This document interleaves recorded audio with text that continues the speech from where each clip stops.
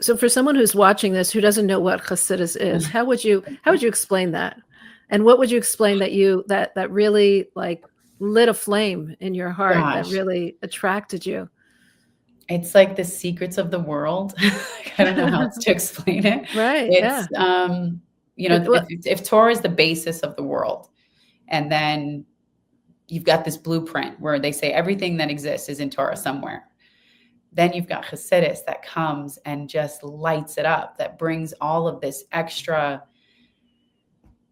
I don't know, depth or meaning to each word. I mean, they say you could study Torah all day long and you wouldn't scratch the surface, because and that for me is Chassidus. It brings out, there's constantly, you learn the same sicha, which would be a giving over from the Rebbe. I don't know how to the explain Rebbe's that. talks, yep, Yes. talks from the Rebbe. And then you read the same one every year, at the different time of the year, and you learn something new. It touches you for who you are in that place at that time in a different way. And I would explain Chassidus to be literally the secrets of the world. Shortly after my conversion, I went to the Shem Tov's house, of course, and I went to Mishki Shem Tov and said, "Do you have any Hasidic floss?" And she was like, "Hasidic floss? Like, do you hear yourself? Like, what have you done?"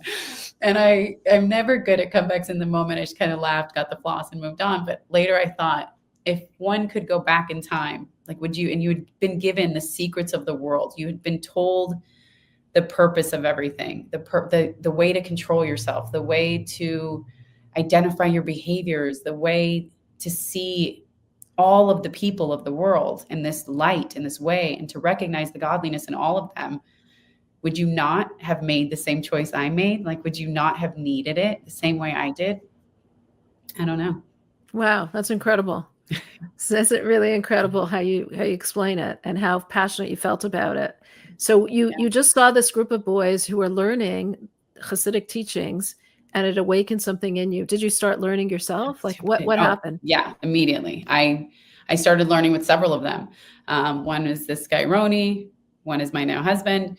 Shmuel Layton was one of them, and all of them were incredible. Jimmy's one of them. All of them were incredibly involved in their love of Hasidus. Like it was the core of who they were. So learning the olive base, I think I learned the olive base in like an hour and a half. It was familiar. I learned with them often, any chance I got. I mean, anytime they were at David's learning, I was trying to be around. Definitely every Shabbos I was around. And it was pretty immediate that it was more than just like, this is something great to learn. It was, my sister once said, like, if this was a choice or something. And this wasn't a choice. I didn't choose this. I needed it. It wasn't as if I could learn about Torah and learn about Hasidus and not be Jewish. And I sang brachas. I needed the whole thing. And it's so hard to explain because it doesn't even feel like, it's hard to go back to that time and feel like there was this conscious shift and like, I'm going to start keeping kosher and I'm going to start, dressing sneas. I didn't dress sneas before. Sneas means modestly. Thank right? you. Yeah. I didn't think of dressing like that. There wasn't this like conscious effort. It was just now this kind of being of who I was. And my family, thank God, is so amazing because as I was making this shift, my sister, who I'm extremely close to, she's my best friend. My mom lives in Tucson. My brother was around at the time. My nieces and nephews all saw this huge shift and were incredibly supportive. They started having birthdays on Sundays, even though I had no commitment to this at the time. I was still in the process of deciding that this was now my life. And I don't think they'd ever seen me so grounded or happy. So for them, it just made sense to be as supportive as possible. But did they think any of it was strange? I mean, here, this person who was a little anti-religious is becoming part of this. Yeah.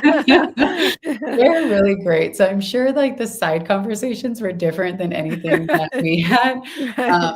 To me, they were just always 100% supportive. I think my sister one time said, we kind of thought that you'd be like Jewish, but not like, we didn't expect you to like go, I mean, I'm full covering my hair. I'm like all of it made sense for me.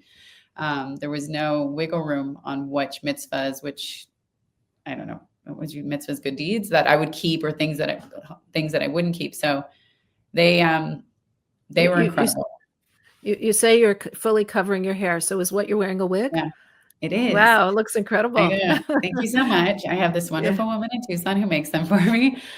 This Black lady in Tucson who makes them for me. It's so great, which is great for me because she knows my kind of hair. And so it's easy for her to make them. Was it hard to start covering your hair? Yeah, that was a whole different transition. It wasn't hard in the sense of, am I going to do this thing? It was, my hair has always represented the Black side of my life. And I was always wanting to be in touch with that. And it was also one of the only identifying features that I had. Like, Black people always know I'm Black. That always felt very comfortable. And part of that was because of my hair. So covering that felt like something I had strived for an identity in for my whole life. And then now I'm shifting away from it in this very different way. So I remember the first time I covered my hair after getting married, just felt both like a mourning of something that's past and an honor and joy of something that is now.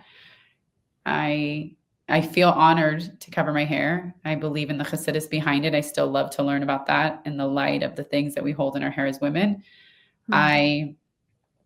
Everything that I do all the time as a Jewish woman feels like an honor. I feel grateful to light Shabbos candles. I feel grateful to make challah and connect to the generations of women who've made challah.